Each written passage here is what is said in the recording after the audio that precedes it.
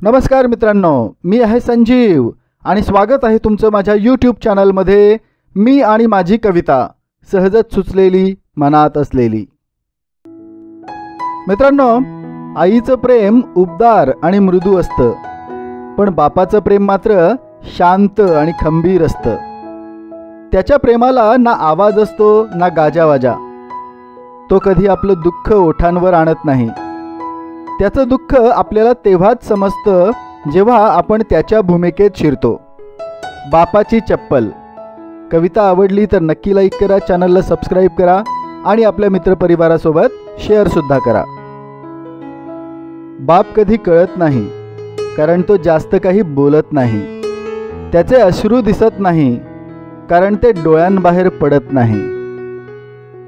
बाप म्हटलं की तो खडूस सारखं आपलं रागवत राहतो।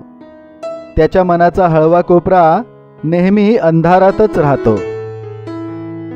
बापाने कमी पडायचं नसतं, बापाने कधी थकायचं नसतं। अडचणी त्यालाही असतात, पण त्याने कधी बोलायचं नसतं। असतात त्याचीही काही स्वप्न राहून गेलेली, तो विसरून जातो।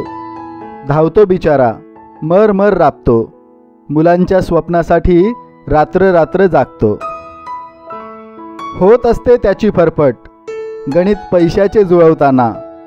त्याचा आनंद बाजूलाच राहतो सगळ्यांची हौस पुरवताना। मुलांच्या पायात नवी घालतो, पण फाटकी त्याची चप्पल असते। तेव्हा मुलांना समजत नाही, कारण तेवढी त्यांना अक्कल नसते।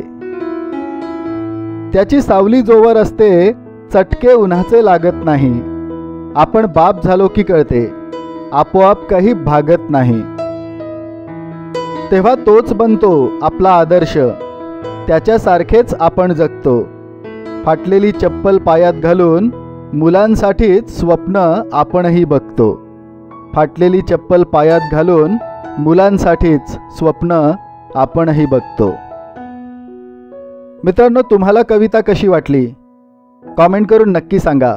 कविता आवडली असेल तर कवितेला लाईक करायला, चॅनलला सबस्क्राईब करायला आणि मित्रांसोबत शेअर करायला विसरू नका। अशाच आणखी काही कवितांसाठी चॅनलला पुन्हा नक्की भेट द्या। धन्यवाद।